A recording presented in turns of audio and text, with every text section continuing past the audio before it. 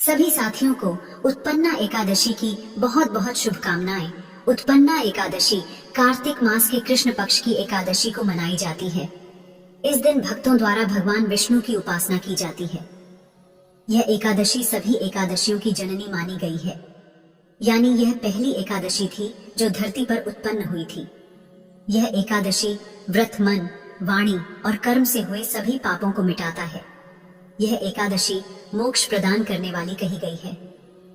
परिवार में शांति और सुख की वृद्धि होती है। संतान प्राप्ति की कामना रखने वाले दंपतियों को भी इस व्रत का फल मिलता है। मन की एकाग्रता और आत्मबल बढ़ता है।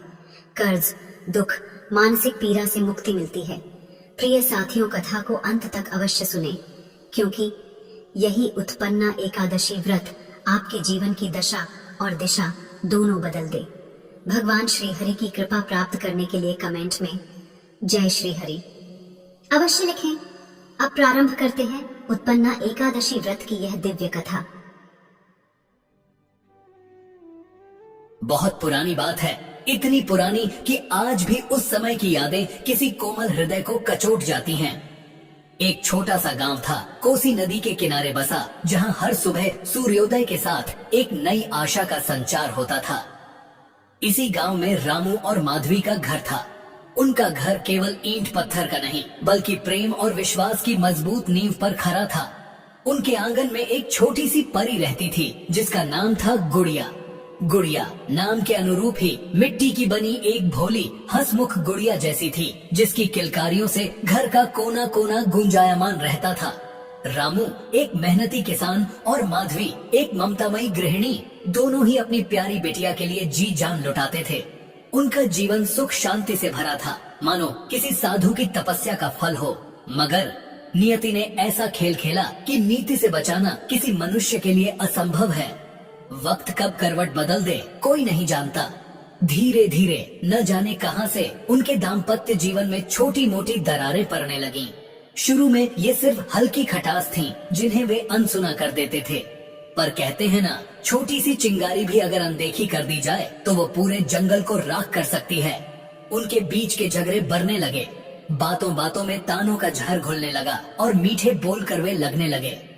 रामू, जो कभी प्रेम से अपनी प्रिय माधवी के पास बैठते थे, अब अक्सर देर रात खेत से लौटते, और माधवी, जो कभी स्वामी की राह तकती थी, अब उदास मन से घर के काम में खोई रहती। इन सब का सबसे गहरा असर पड़ रहा था उनकी नन्ही गुड़िया पर। गुड़िया, जिसकी दुनिया माँ और बाबा के इर्द गिर्द घूमती थी, अब एक पलंग के कोने में सिमट कर रह गई थी। वह हर रात भगवान से अपने परिवार के लिए दुआ मांगती थी। उसके छोटे से हृदय में न जाने कितने अंधेरे घर कर चुके थे। जब माँ और बाबा आपस में झगड़ते थे तो गुड़िया अपने कमरे में दुबक जाती थी। उसकी आंखों में आंसू छलक आते, पर वो उन्हें किसी को दिखाती नहीं थी। उसे लगता था शायद उसके आंसू देखकर माँ और बाबा और दुखी हो जाएंगे। वह अपने छोटे से मन में इन सारी बातों को समेटे रहती।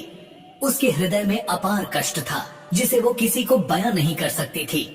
उस छोटी सी जान को यह समझना मुश्किल था कि जिस घर में कभी खुशियों के दीप जलते थे, वहाँ आज अशांति का घना अंधेरा क्यों छा गया है। माँ, आज फिर बाबा गुस्सा थे क्या? एक दिन गुड़िया ने सहमते हुए माधवी से पूछा। माधवी ने एक गहरी सांस ली। नहीं बेटी, बस थोड़ी बहस हो गई थी। उसका चेहरा उतर चुका था। गुड़िया ने देखा उसकी माँ की आंखों में भी वही दर्द था जो उसके अपने दिल में था। यह दर्द, यह उदासी घर के हर कोने में फैल चुकी थी। कभी कभी तो गुड़िया को लगता था कि उसकी हंसी भी इस घर की उदासी को नहीं मिटा सकती। रात होती और रामू और माधवी के बीच की दूरियां और गहरी हो जाती। गुड़िया अपने बिस्तर पर लेटकर छत को घूरती रहती। उसे नींद नहीं आती थी। उसे याद आते थे वो दिन जब बाबा उसे अपने कंधों पर बिठाकर खेत ले जाते थे और माँ उसे लोरियां सुनाकर सुलाती थी। अब तो न लोरियां थी, न प्यार भरी बातें, बस चुप्पी थी, भारी भरकम चुप्पी। हे भगवान, तू क्यों ऐसा कर रहा है? गुड़िया मन ही मन रोती थी। मेरे माँ बाबा को फिर से पहले जैसा कर दे। मुझे वो हंसता खेलता परिवार चाहिए। उसका छोटा सा दिल तड़प उठता था। कभी कभी वे झगड़े इतने भर जाते कि गुड़िया डर जाती। उसे लगता कहीं माँ और बाबा अलग न हो जाएं। यह विचार ही उसके रोंगटे खड़े कर देता था। वह अपनी माँ को, अपने बाबा को, दोनों को बहुत प्यार करती थी। उनके बिना उसकी दुनिया की कल्पना करना भी असंभव था। उसके छोटे छोटे हाथों ने न जाने कितनी बार भगवान के आगे झुककर गिड़गिड़ाया था। उसे लगता था कि शायद भगवान उसकी मासूम प्रार्थना सुन लेंगे। उसने सुना था कि भगवान बच्चों की बातें जल्दी सुनते हैं। उसे किसी ने बताया था कि सच्चे मन से मांगी गई दुआ जरूर पूरी होती है। इसी आस में वह हर रात अपने आंसुओं को तकिए में छिपाकर भगवान के आगे अपनी सारी व्यथा कह देती थी। यह उसके हृदय की सच्ची पुकार थी, एक ऐसी पुकार जिसमें एक नन्ही जान का सारा दर्द घुला हुआ था। एक दिन गांव में उत्तन्ना एकादशी का पावन पर्व आया। गुड़िया ने अपनी दादी से सुन रखा था कि यह एकादशी कितनी महत्वपूर्ण होती है। दादी ने बताया था कि इस दिन भगवान विष्णु की विशेष पूजा अर्चना करने से सारी मनोकामनाएं पूर्ण होती हैं। एकादशी देवी इसी दिन भगवान विष्णु के शरीर से प्रकट हुई थी, इसलिए इस दिन व्रत रखने का असाधारण फल मिलता है। यह सुनकर गुड़िया के मन में एक नई आशा जगी। यही तो मौका है, उसने सोचा, मैं भी व्रत रखूंगी। भगवान विष्णु मेरी बात जरूर सुनेंगे। लेकिन उसे यह व्रत गुपचुप रखना था, क्योंकि अगर माँ या बाबा को पता चलता तो वे उसे इतना छोटा समझकर व्रत रखने से मना कर देते। गुड़िया ने अगले दिन सुबह जल्दी उठकर बिना किसी को बताए गंगा जल से स्नान किया और मन ही मन भगवान विष्णु का स्मरण किया। पूरे दिन उसने एक बूंद पानी या अन्न का दाना भी नहीं ग्रहण किया। उसका छोटा सा शरीर भूख और प्यास से व्याकुल हो उठा, पर उसके मन में एक ही धुन सवार थी, माँ और बाबा को फिर से मिलाना। यह उसकी तपस्या थी, एक ऐसी तपस्या जिसमें उसकी सारी श्रद्धा और प्रेम समाहित था। दोपहर में जब धूप तेज हुई तो उसे थोड़ी चक्कर भी आए, पर उसने हिम्मत नहीं हारी। वह चुपचाप तुलसी के पौधे के पास बैठ गई, जहाँ उसकी माँ रोज दिया जलाती थी।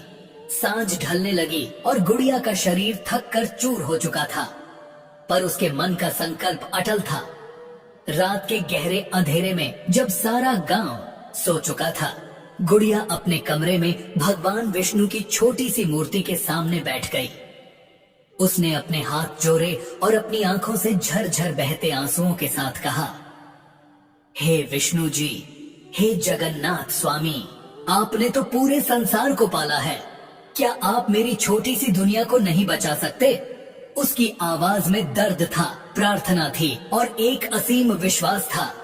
मेरे माता पिता फिर से साथ हो जाएं, उनके बीच फिर से पहले जैसा प्यार भर दे प्रभु। मुझे कुछ नहीं चाहिए, बस मेरे घर में फिर से खुशियाँ लौटा दो। यह झगड़े, यह उदासी मुझसे और सहन नहीं होता। उसके ये शब्द सीधे उसके हृदय की गहराइयों से निकल रहे थे, एक नन्ही जान की असीम पीड़ा और अनमोल भक्ति का प्रतीक। उसने कई बार यह सुना था कि भगवान अपने भक्तों की पुकार जरूर सुनते हैं। आज उसे इस बात पर पूरा भरोसा था। वह अपनी सारी शक्ति, अपनी सारी श्रद्धा समेटकर भगवान से विनती कर रही थी। वही रात थी। रामू अपने पलंग पर लेटे थे, पर नींद उनकी आंखों से कोसों दूर थी। उनके मन में भी अशांति छाई हुई थी। उन्हें भी अपनी प्रिय माधवी से बढ़ती दूरियों का आभास था, पर अहम का पर्दा उनकी आंखों पर पड़ा था। वे सोचते थे कि माधवी ही गलत है। उनके भीतर भी एक अजीब सा खालीपन था जो उन्हें हर पल कचोटता रहता था। वह करवटें बदलते रहे और आधी रात के बाद उन्हें कब नींद आ गई पता ही न चला। और फिर उन्हें एक सपना आया। यह कोई सामान्य सपना नहीं था, बल्कि एक दिव्य अनुभव था। रामू ने देखा, घना अंधेरा था, पर उसके बीच एक मंद शीतल प्रकाश फैल रहा था। वह प्रकाश उन्हें एक ऐसे स्थान पर ले गया जहां एक प्राचीन भव्य मंदिर था। मंदिर के भीतर भगवान विष्णु की मनमोहक मूर्ति विराजमान थी, जिसके चरण कमल से अमृत की धारा बह रही थी। और उस अमृतमय चरणों के पास रामू ने देखा उनकी पत्नी माधवी और उनकी प्यारी बेटी गुड़िया बैठी थीं। माधवी के मुख पर वैराग्य का भाव था, उसकी आंखें नम थीं और वह भगवान के चरणों में अपना शीश झुकाए हुए थी। उसकी सारी साधारण थी, पर उसके मुख पर एक अपूर्व शांति थी जो अब उनके घर से गायब हो चुकी थी। और गुड़िया एक छोटी सी फूल सी माँ की गोद में सिर रखे भगवान की ओर देख रही थी। उसके चेहरे पर भी गहरी उदासी थी, पर उसकी आंखों में एक आशा की किरण टिमटिमा रही थी। वह बार बार भगवान की ओर देख रही थी, मानो उनसे कुछ कह रही हो। हे विष्णु जी, मेरे माता पिता फिर से साथ हो जाएं। रामू ने सपने में देखा गुड़िया की वो प्रार्थना, वो आंसू, उनकी बेटी के छोटे छोटे हाथ जुड़े थे और उसकी आंखों से अविरल अश्रुधारा बह रही थी। उसे लगा जैसे गुड़िया की वो दर्द भरी पुकार सीधे उसके हृदय में उतर गई हो। उसे लगा जैसे भगवान विष्णु स्वयं उन्हें चेतावनी दे रहे हों, चेतावनी कि वह क्या खोने जा रहे हैं। वह अपना परिवार, अपनी प्यारी बिटिया की मासूमियत और अपनी पत्नी का प्रेम खोने की कगार पर खड़े थे। सपने में उन्हें अपने कठोर शब्द, अपनी गलतियां, अपना अहम सब एक एक करके याद आने लगा। उन्हें माधवी का त्याग, उसका प्रेम, उसकी सहनशीलता, सब कुछ जैसे एक चलचित्र की तरह आंखों के सामने दिखने लगा। वह समझ गए कि जो अशांति उनके घर में फैली है, उसके पीछे कहीं न कहीं उनका अपना ही व्यवहार जिम्मेदार है। उनके हृदय में अचानक दया का स्रोत फूट पड़ा। अपनी बेटी की वो मासूम तपस्या, वो व्रत, वो प्रार्थना जिसने उन्हें भीतर तक झकझोर दिया था। यह दृश्य उनके हृदय में तीर सा चुभ गया। उनका दिल जो पत्थरों सा कठोर हो गया था, अब मोम की तरह पिघलने लगा। सुबह हुई, रामू की नींद टूटी, पर सपना अभी भी उनकी आंखों में नाच रहा था। उसके शरीर में एक अजीब सी सिहरन थी। उनकी आंखों से नींद गायब थी, पर उनके मन से अहम का पर्दा हट चुका था। उनके हृदय में एक अपार कष्ट था, अपनी गलतियों का, अपनी पत्नी और बेटी को दिए गए दुख का। वह तुरंत अपने पलंग से उठे। उन्होंने देखा माधवी रसोई में सुबह के काम में लगी थी। उसकी पीठ उनकी ओर थी। उसका चेहरा उन्हें दिख नहीं रहा था, पर उसकी झुकी हुई कमर और धीमी गति से चलती चाल में उन्हें एक उदासी साफ झलक रही थी। उनके कदम माधवी की ओर बढ़े। हर कदम के साथ उनके अंदर का पश्चाताप और गहरा होता गया। प्रिय माधवी, रामू की आवाज में एक अजीब सी कोमलता थी जो माधवी ने बहुत दिनों बाद सुनी थी। माधवी चौंक कर पलटी। उसने रामू को देखा। उनकी आंखों में एक अजीब सा भाव था, कुछ दर्द, कुछ पश्चाताप और कुछ असीम प्रेम।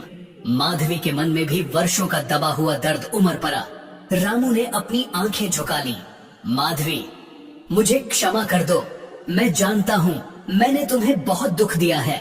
मेरे कटु वचनों ने तुम्हारे हृदय को छलनी कर दिया है। मेरे अहम ने हमें एक दूसरे से दूर कर दिया था। मैं बहुत गलत था। उनकी आवाज रूंध गई। उनके आंसू उनकी आंखों से छलक पड़े। एक मजबूत किसान रामू आज अपनी पत्नी के सामने एक बच्चे की तरह रो रहा था। माधवी जो इतने समय से अपने आंसुओं को रोके हुए थी, अब उसे और रोक न सकी। उसके हृदय में भी अपार कष्ट था जो अब आंसुओं के रूप में बाहर बह निकला। उसने कभी सोचा नहीं था कि वो दिन फिर आएगा जब रामू, उसके स्वामी, उससे इस तरह क्षमा याचना करेंगे। स्वामी, माधवी की आवाज भी कांप रही थी। यह क्या कह रहे हैं आप? हम दोनों ही दोषी थे। मैंने भी न जाने कितनी बातें आपको कड़वी कह दी। मेरी भी भूल थी। उनकी बातें अभी अधूरी ही थीं कि उनके पीछे से एक छोटी सी आवाज आई, माँ, बाबा, गुड़िया। वह अपने कमरे से निकला थी और उसने माँ बाबा को इतनी नजदीक, इतने भावुक होते हुए देख लिया था। उसकी आंखें पहले तो हैरान थीं, फिर उनमें एक चमक आई जो सदियों की उदासी के बाद दिखी हो। उसके छोटे से मन में एक साथ कई भावनाएं उमड़ पड़ी, आश्चर्य, खुशी और असीम राहत। वह द्वार कर उन दोनों के पास आई और फिर सब गले मिले। यह सिर्फ एक आलिंगन नहीं था, यह वर्षों के बिछोह के बाद का मिलन था। यह अहम की दीवारों का ढाना था। यह प्रेम का फिर से अंकुरित होना था। रामू ने माधवी और गुड़िया दोनों को अपनी बाहों में भर लिया। माधवी ने गुड़िया को अपनी छाती से लगा लिया और गुड़िया अपने माँ बाबा के बीच में सिमटी। आज इतनी खुश थी कि उसके आंसू भी खुशी के थे। ये आंसू जो कभी दर्द के थे, आज प्रेम और राहत के अश्रु बन गए थे। उस पल उस घर में एक अजीब सी शांति छा गई। सारी उदासी, सारा कष्ट, सारी कटुता जैसे पिघल कर बह गई हो। गुड़िया ने आकाश की ओर देखा। उसकी आंखों में एक अजीब सी चमक थी, मानो वो भगवान विष्णु का धन्यवाद कर रही हो। उसे लगा उसकी तपस्या, उसका अपार कष्ट और उसकी भोली सी प्रार्थना आज सफल हो गई थी। रामू ने अपनी प्यारी माधवी के माथे को चूमा। प्रिय, आज से हमारे घर में कभी झगड़ा नहीं होगा। मैं तुम्हें और हमारी गुड़िया को कभी दुखी नहीं होने दूंगा। माधवी ने अपनी नम आंखों से रामू की ओर देखा। स्वामी, मुझे आप पर पूरा विश्वास है।